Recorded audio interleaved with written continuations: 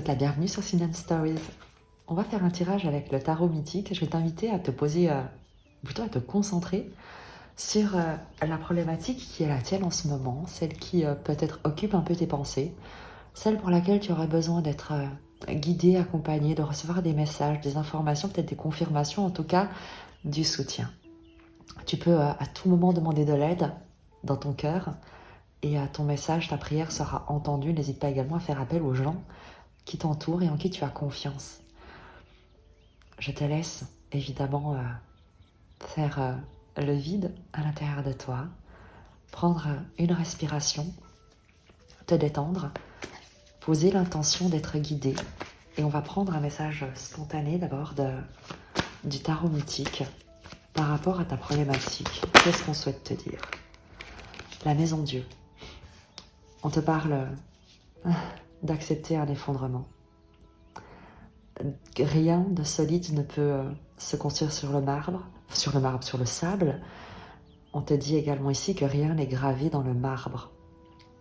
Il y a un événement soudain, inattendu, déstabilisant, transformateur, qui va venir résoudre ou en tout cas solutionner quelque chose. Beaucoup de gens craignent la maison Dieu parce qu'il y a cet aspect de destruction, mais en fin de compte, rien de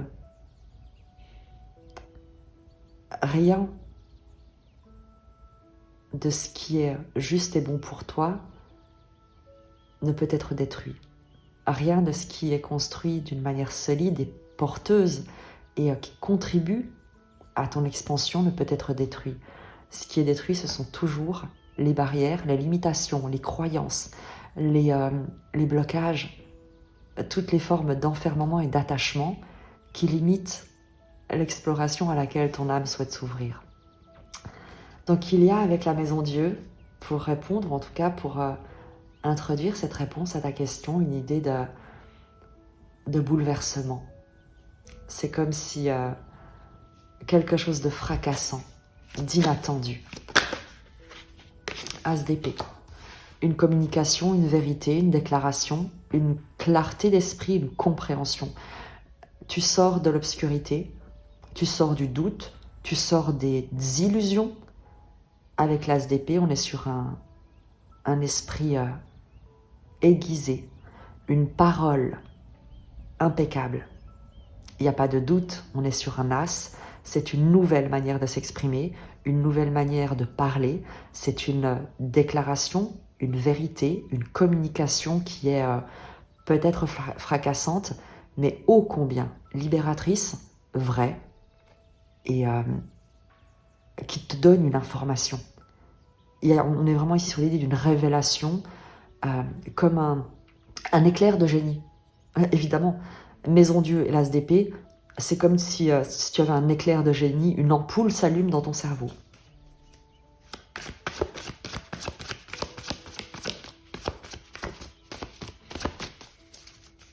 Pour les personnes qui s'interrogent, la réponse.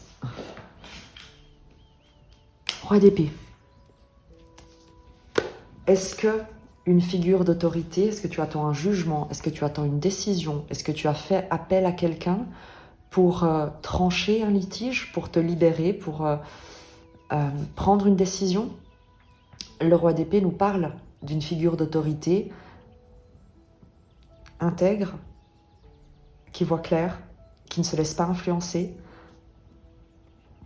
impartial, incorruptible. Il y a une nouvelle, quelque chose de fracassant qui te vient, une décision officielle, une déclaration officielle, un engagement formel. On est ici sur quelque chose d'ordre de l'acte authentique, signature de contrat, jugement, acte notarié, ce genre de choses.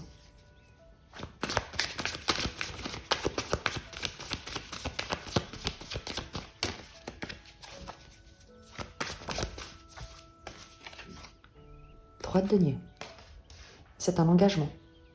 Trois de denier, c'est le fait de mettre en commun des compétences, un savoir, des qualités pour atteindre un objectif commun ensemble. Le 3 de denier nous parle de coopération, si tu veux.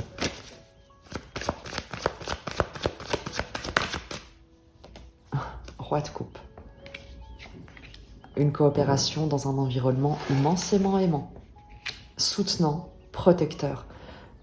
Quelqu'un, quelque chose, un environnement tout entier dans lequel les gens contribuent avec amour, avec soin, avec une intention de protection, de préservation, de guérison. C'est le fait de construire sur des bases immensément aimantes et soutenantes.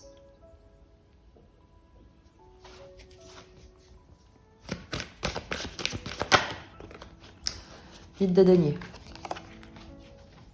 La maîtrise, une reconnaissance des compétences, un savoir-faire qui a immensément de valeur. C'est comme si tu étais engagé quelque part. C'est comme si on t'annonçait un engagement officiel, comme si tu terminais ta période d'essai et que ça y est, tu trouves ta place et tu pourras vraiment t'investir avec le 8 de denier de manière juste également pour toi. Ah, elle s'est retournée. 4 de denier, valet d'épée.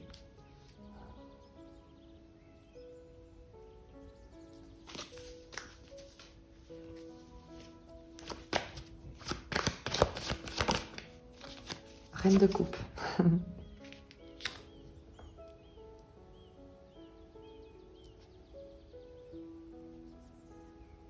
Roi de coupe, reine de coupe. Tu trouves ta place. Tu te sens en sécurité. On va te garantir une sorte de sécurité. Ici, on te communique une stabilisation de quelque chose, de ta situation, qui te permet vraiment de te sentir à ta place, de trouver ta place, de te sentir soutenu, d'être vu, d'être reconnu par un environnement, par quelqu'un.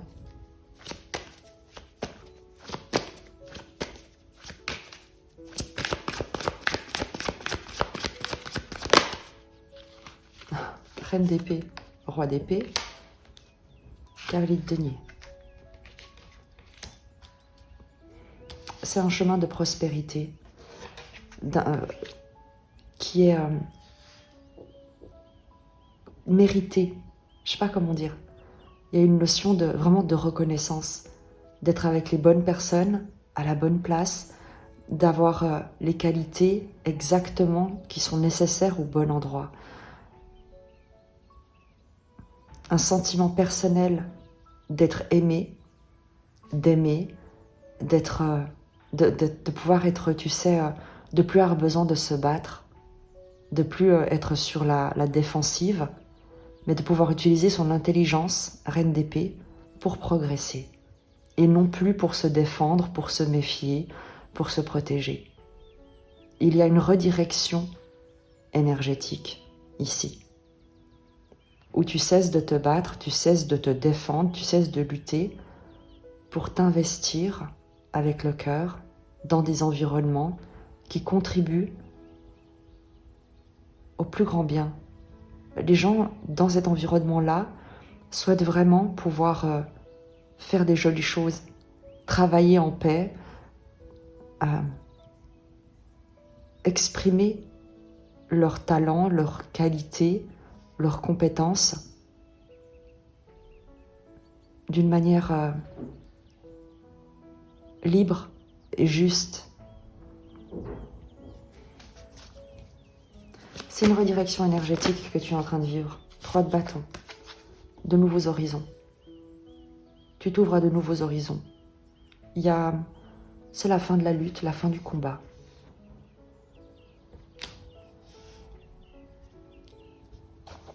Tu t'autorises l'aventure, tu t'autorises l'exploration. Il n'y a plus de méfiance. Il y a une grande intelligence. Cavalier de coupe. À nouveau, on est sur du mouvement, sur le fait de se laisser guider par son cœur et non plus par ses peurs.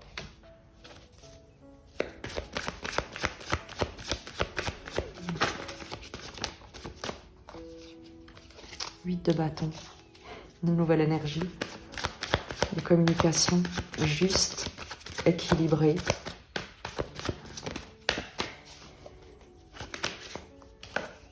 Et le soleil, le bonheur, la joie, le rayonnement, la paix. Je ne sais pas quelle était la question que tu te posais, mais la réponse, tu le vois, est immensément positive. Tu trouves ta place, tu trouves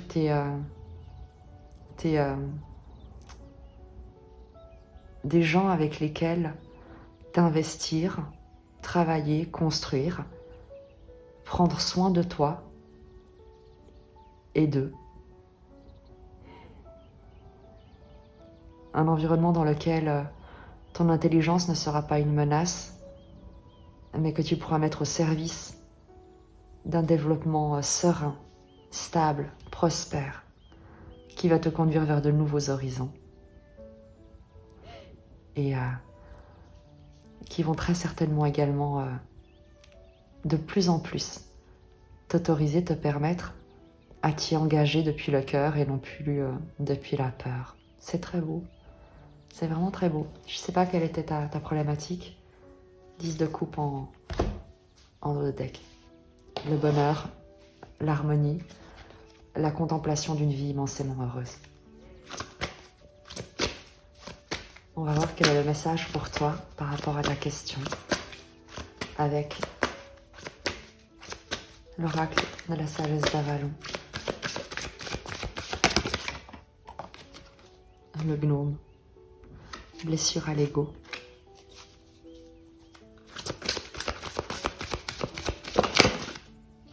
Et l'abeille. Chance, effort, douce victoire. Fierté, leadership, en dos de deck. Je te lis leur message.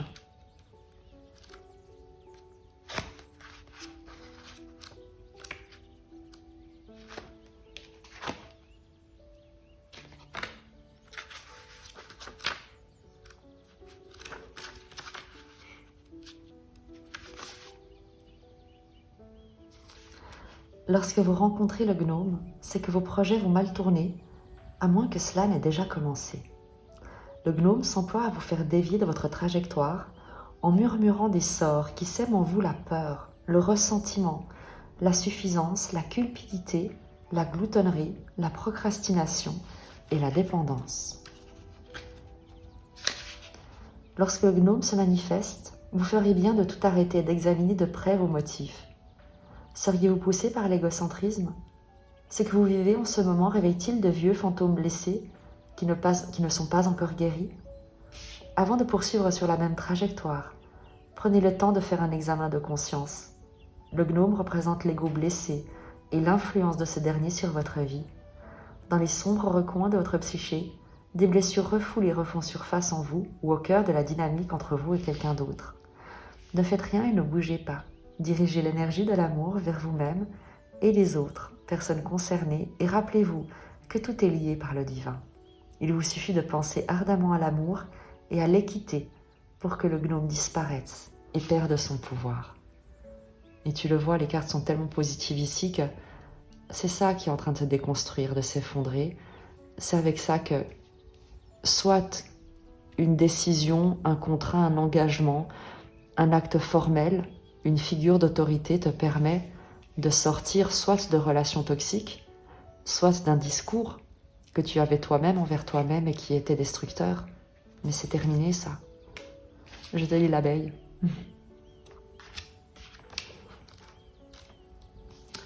Lorsque vous croisez l'abeille qui bourdonne, dites-vous que si vous travaillez avec acharnement à la réalisation de votre rêve et que vous vous y engagez fermement, le résultat sera assurément satisfaisant. Ce qu'on te dit aussi, c'est de ne pas écouter avec le gnome les mauvaises voix. Tu sais, les gens qui veulent te décourager, de ne pas te laisser influencer par la négativité des autres. Vraiment. L'abeille est un signe de chance. Si vous vous attendez à des miracles, votre vie sera agréable et couronnée de succès. N'oubliez pas que vous contribuez à votre propre chance et devrez travailler fort tout au long de votre projet pour que vos rêves deviennent réalité. L'abeille est une créature besogneuse qui n'arrête jamais de faire du miel. Elle se relève les manches et le miel sera bientôt à vous. Cette carte est toujours de bon augure. On y est. J'espère que tu auras trouvé la réponse à la question qui était la tienne. En tout cas, moi, je t'encourage et je t'embrasse.